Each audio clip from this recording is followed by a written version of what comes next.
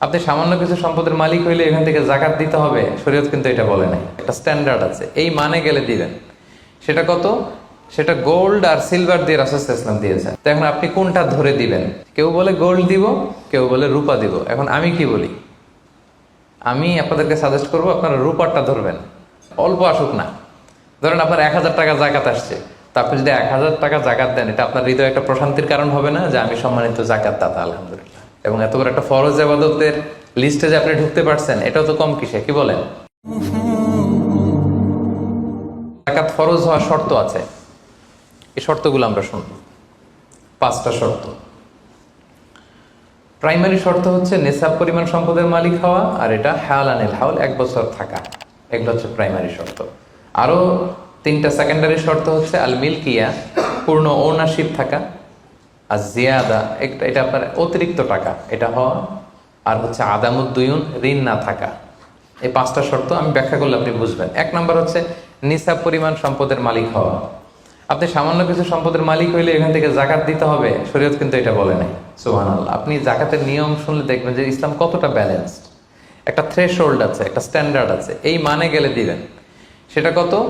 সেটা গোল্ড আর সিলভার দিয়ে রাসূল সাল্লাল্লাহু আলাইহি ওয়াসাল্লাম দিয়েছেন। কারণ তখন গোল্ড আর সিলভারের কয়েন ছিল, মুদ্রা ছিল।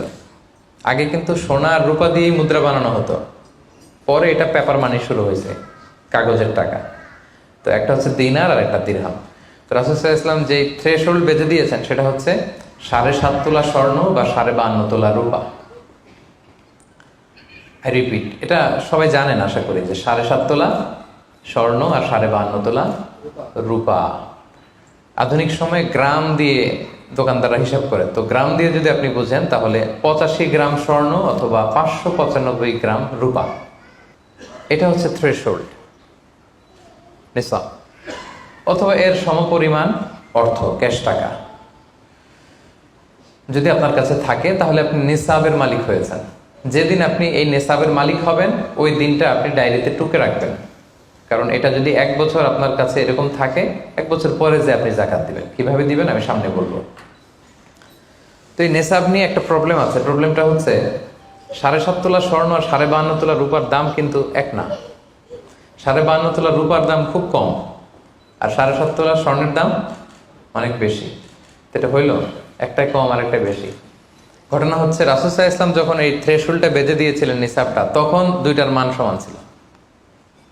তখন 7.5 তোলা স্বর্ণ দিয়ে 52.5 তোলার মতো রূপা পাওয়া যেত, অথবা কেউ 52.5 তোলা রূপা বিক্রি করলে 7.5 তোলা স্বর্ণ পেত। কিন্তু পরে সিলভার ফল করতে শুরু করলো, ফল করতে করতে আজকে এই অবস্থা। গোল্ড আবার খুব একটা ফল করে নাই, ফলে গোল্ডের স্টেবিলিটিটা এখনো রয়ে গিয়েছে। তো এখন আপনি কোনটা ধরে দিবেন জাকাতটা? যদি আপনি রূপা ধরেন, কথার কথা, রূপা যদি এই 1 ভরির দাম 1000 টাকা হয়, তাহলে 52.5 ভরির দাম কত? 52,500 টাকা। কিন্তু স্বর্ণ যদি আপনি হিসাব করেন, 1 ভরি যদি 50,000 হয়, 7.5 ভরি কত? 3.5 লাখ প্লাস, তাহলে প্রায় 7 গুণ কম বেশি, তাই না? এটা নিয়েই হয়ে গেছে জটিলতা। তো এখন আপনি কোনটা ধরে দিবেন? অনেকে বলে না গোল্ড দিব, কারণ গোল্ড ফল করে নাই, এটার যে স্ট্যান্ডার্ড এটা এখনো বজায় আছে। এটা নিয়ে অনেক আলোচনা, আমি খুব সংক্ষেপে বলি। কেউ বলে গোল্ড দিব, কেউ বলে রূপা দিব। এখন আমি কি বলি? আমি আপনাদেরকে সাজেস্ট করবো আপনারা রূপারটা ধরবেন। রূপারটা ধরলে কি লাভ হবে জানেন? 2 দিকেই লাভ, আপনারও লাভ, যিনি নিবে আরও লাভ। রূপারটা ধরলে বেশি সংখ্যক লোক জাকাত দান করতে হবে, তাই না? আর বেশি সংখ্যক গরিব লোকও টাকা পাবে, কি বলেন? তো 2 পক্ষে লাভ হইল না? এখন প্রশ্ন করতে পারেন, হুজুর ও পাইছে ওর লাভ, আমার লাভ কি? আপনার তো সবচেয়ে বড় লাভ, আপনি তো সওয়াব পাবেন আখিরাতে। এটা আমাদের বেশি দরকার না? কি বলেন? যিনি গ্রহীতা উনি পেয়ে লাভ, তার লাভ হইল, আর যিনি দাতা তিনি সওয়াব পেয়ে লাভবান হইলেন, তিনি সম্মানিত জাকাত দাতা হইলেন। অল্প আসুক না। ধরেন আপনার 1000 টাকা জাকাত আসছে, তা আপনি যদি 1000 টাকা জাকাত দেন, এটা আপনার হৃদয়ে একটা প্রশান্তির কারণ হবে না যে আমি সম্মানিত জাকাত দাতা, আলহামদুলিল্লাহ, আই এম এ জাকাত পেয়ার। এবং এত বড় একটা ফরজ ইবাদতের লিস্টে যে আপনি ঢুকতে পারছেন, এটাও তো কম কিসে, কি বলেন? এজন্য স্বর্ণেরটা না ধরে রূপারটা ধরবেন। আপনাদের যে টাকা পয়সা, আপনাদের তো হীরা দিয়ে করা দরকার আপনাদের নেশা। এনিওয়ে, তো এজন্য আপনারা রূপারটা ধরবেন, তাহলে লোকজন উপকৃত হবে বেশি, সম্মানিত ভাই এবং বোনেরা। তাহলে 5টা শর্তের প্রথমটা তো বুঝে গেছেন, নিসাব। কি বলেন? নিসাব বুঝে গেছেন না? 2 নম্বর শর্ত হচ্ছে শুধু এই নেশাব পরিমাণ সম্পদের মালিক হইলেই হবে না ভাইরা, এটাকে হাল আনিল হাউল বলে, মানে 1 বছর আপনার কাছে থাকতে হবে। দেখেন ইসলাম কতটা ভারসাম্যপূর্ণ। কিছু টাকা আপনার কাছে থাকলে এই জাকাত দাও না, এটা 1 বছর থাকতে হবে। যদি দেখা যায় যে আপনার সব খরচ শেষে 1 বছর এই টাকাটা আপনার কাছে অলস পড়ে আছে, তাহলে বোঝা গেল যে আপনি সম্পদশালী এবং আপনার অর্থের একটা স্টেবিলিটি আছে। কি বলেন? তাহলে আপনি নেশাব পরিমাণ সম্পদের মালিক হলেন, এবং 1 বছর যদি থাকে, 1 বছর শেষে আপনি জাকাত দিবেন। এই বছরটা কিন্তু সৌর বছর না, সোলার ইয়ারে হিসাব করলে হবে না, এটা লুনার ইয়ারে, চান্দ্র বৎসরে। খেয়াল রাখতে হবে, সৌর বছর জানুয়ারি ফেব্রুয়ারি মাসের যে হিসাবটা, এটা 365 দিনে 1 বছর। কিন্তু যেটা লুনার ইয়ার, চন্দ্র বছর, এটা কতদিন 1 বছর কে জানে? কেউ জানেন না? 300 হ্যাঁ 354 দিন, রাইট। 354 দিন, সামান্য কিছু সময়। তো 11 দিনের কিন্তু এখানে ডিফারেন্স আছে, 11 দিনের ডিফারেন্স আছে। তো আপনি হিসেব করবেন হচ্ছে চান্দ্র বছর অনুযায়ী, সৌর বছর অনুযায়ী না। তো সৌর বছর অনুযায়ী যদি করেন, তাহলে আপনার জাকাত কিন্তু 2.5% থাকবে না। চান্দ্র বছর অনুযায়ী আপনার 2.5%, সৌর বছর করলে ওইটা 2.58% হয়ে যাবে। একটু বাড়বে না? কারণ কতদিন বেশি? 11 দিন বেশি, পার্সেন্টেজও বেড়ে যাবে। তখন কিন্তু জাকাত আপনার 2.5% থাকবে না, 2.58%। বলার আগেই বুঝে যায়, কারণ সব ব্যবসায়ী সারাদিন ক্যালকুলেটর নিয়ে কোত্থেকে শিপমেন্ট হইলো, কত মিলিয়ন গেল, কত মিলিয়ন ঢুকলো, সব মুখস্থ, যেন বলার আগে বুঝে ফেলতেছে চটচট করে, মাশাআল্লাহ। তো তখন আর 2.5% হচ্ছে না, 2.58% হচ্ছে। তাহলে সম্মানিত ভাইরা, আপনি ধরেন, উদাহরণস্বরূপ ধরেন যে আপনি গত রমজানের 20 তারিখে সর্বপ্রথম নিসাব পরিমাণ সম্পদের মালিক হয়েছিলেন। তো তারপরে আপনি খেয়াল করবেন যে দেখি সারা বছর এই পরিমাণ অতিরিক্ত অলস টাকা আমার কাছে পড়ে থাকে কিনা। থাকতে থাকতে থাকতে থাকতে এই রমজানের 20 পর্যন্ত দেখেন যায় টাকা ওইটা তো আছে, আরো হয়েছে টাকা। তো তার মানে আপনি এখন জাকাত দিবেন, যেহেতু নেসাবের মালিকও হয়েছেন, আবার পূর্ণ একটা চন্দ্র বছরও আপনার অতিক্রম করেছে, স্থায়ী হয়েছে, তখন আপনি জাকাত হিসাব করবেন। তাহলে 2টা শর্ত বুঝলেন না? 3 নাম্বার হচ্ছে ওনারশিপ। আপনার মালিকানা থাকতে হবে, যে সম্পদটা আছে খালি আপনার কাছে টাকা থাকলেই হবে না, এটা কমপ্লিট, আরবিতে তাসাররুফ বলে, কমপ্লিট ওনারশিপ আপনার থাকতে হবে। এখন একজনের আমানতের টাকা আপনার আছে, ওটা আপনি জাকাত দিতে পারবেন? একজন 5 লাখ টাকা আমানত রাখছে, আপনি এটা জাকাত দেওয়া শুরু করছেন, হবে? সেটা তো উনি জাকাত দিবে, এটা তো আপনার আমানতের টাকা, এই টাকা তো আপনার বুঝাই দিতে হবে। তো আমানতের টাকা কিন্তু কমপ্লিট ওনারশিপ আমার থাকে না, এটার হিসাব আমি করবো না। তো এটা বুঝে গেলেন। 4 নাম্বার হচ্ছে এই টাকা আপনার অতিরিক্ত হইতে হবে, আরবিতে বলে জিয়াদা।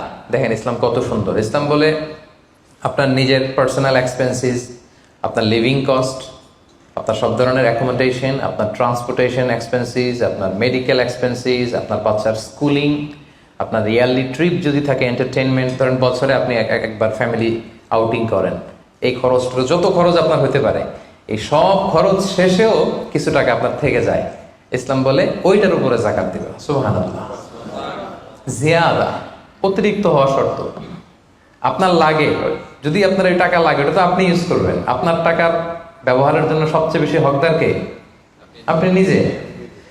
আপনার সব খরচ আলহামদুলিল্লাহ সুন্দরভাবে চলে, এরপরেও নিসাব পরিমাণ টাকা বছর ব্যাপী যখন আপনার রয়ে গেল, ইসলাম বলে জাস্ট 2.5%। সুবহানাল্লাহ। তাহলে অতিরিক্ত হইতে হবে। সর্বশেষ শর্ত, 5টা শর্তের সর্বশেষ শর্ত হচ্ছে ঋণ থাকতে পারবে না। ঋণ থাকলে ওইটা জাকাত থেকে বাদ যাবে। ধরেন আপনার আছে 5 লক্ষ, কিন্তু আবার ঋণও আছে 5 লক্ষ, কথার কথা। তো এটা তো আপনি আগে ঋণ দিবেন, আপনি তার জাকাত দিতে পারবেন না, এই কথাটা কি বুঝতে পারছেন? আচ্ছা, ঋণ ভাই 3 ধরনের। কয় ধরনের? 3 ধরনের। একটা হচ্ছে আপনার একবারে পরিশোধ করতে হবে, এরকম ঋণ থাকে না, যে আমি মুরাদ ভাইয়ের কাছ থেকে 1 লক্ষ টাকা নিলাম, আজকে আমার জাকাতের হিসাব করার ডেট, তো 1-2 মাসের মধ্যে টাকাটা দিতে হবে। তো তখন এই যে 1 লক্ষ টাকা উনি পাবে, এই টাকাটা আমি বাদ দিব আমার অন্যান্য অ্যাসেট থেকে। বাদ দিয়ে যদি দেখি যে না, তারপরেও জাকাত হয় দিব, আর না হলে দিব না, কারণ এটা একবারে দিতে হবে। ওনার বলছে যে 1 লক্ষ আমি একবারে দিয়ে দিব আপনাকে 1 মাস পরে, এইভাবে ঋণটা নিয়েছিলাম। তাহলে কিছু কিছু ঋণ আছে একবারে পরিশোধযোগ্য, ওকে, এটা জাকাতের ক্যালকুলেশন থেকে বাদ যাবে। কিভাবে বাদ যাবে আমি ক্যালকুলেশন করে দেখাবো। ঋণের দ্বিতীয় প্রকার হচ্ছে ইনস্টলমেন্টের কিছু ঋণ আছে, কিস্তিতে দেয়া লাগে। লেটস সে আমি 1 কোটি টাকা দিয়ে একটা গাড়ি কিনেছি, BMW গাড়ি, বা 50 লক্ষ টাকা দিয়ে আমি একটা হুন্ডা গাড়ি কিনেছি, 50 লক্ষ টাকা। তো এটা আমি কিস্তিতে কিনেছি। কিস্তির ঋণ যদি হয় তাহলে আপনি কিন্তু পুরোটা বাদ দিতে পারবেন না, তখন সর্বোচ্চ 12 মাসের কিস্তি বাদ দিতে পারবেন, 12 মান্থসের, তাও এই চন্দ্র মাসের হিসাবে। কারণ জাকাতের হিসাবটা কি 12 মাসের হিসাব, তাই না? এটা একটা ইয়ারলি ক্যালকুলেশন। আপনি পুরোটা যদি একবারে বাদ দেন তাহলে তো আপনার আর জাকাতই দেওয়া লাগবে না। কি বলেন? বাংলাদেশে অনেক বড় বড় সিআইপি ব্যবসায়ী আছে, ওনারা হাজার হাজার কোটি টাকা ব্যাংক থেকে ব্যবসায়ের কারণে ঋণ নেন এবং ওনাদের ঋণ খেলাপি হয়। তো ওনারা যদি বলে হুজুর আমার তো ঋণ আছে, তো উনি আর জাকাত দিবে কি? ওনারই তো আমার জাকাত দেওয়া লাগবে এখন। কি বলেন? এরকম বড় বড় সিআইপিরা যদি ঋণের দোহাই দেয়, উনি আর জাকাত দিবে কি? উনি তো ঋণী। তাই ওনারই কিছু জাকাত আমাদের দেওয়া লাগবে, কারণ আমরা জাকাতের 8টা খাতের মধ্যে একটা পড়েছি, বল গরিমিনা। কি বলেন? ঋণগ্রস্ত ব্যক্তিকে জাকাতের টাকা দিয়ে হেল্প করা যায়, তো উনি আর দিবে কি? ওনারে দিই আমরা। ওই ঋণ বাদ দেওয়া যাবে না। ইনস্টলমেন্টের ঋণ হইলে 12 মাসের, আর ওইরকম ঋণ খেলাপি 1000 কোটি টাকা, এগুলো বাদ দেওয়া যাবে।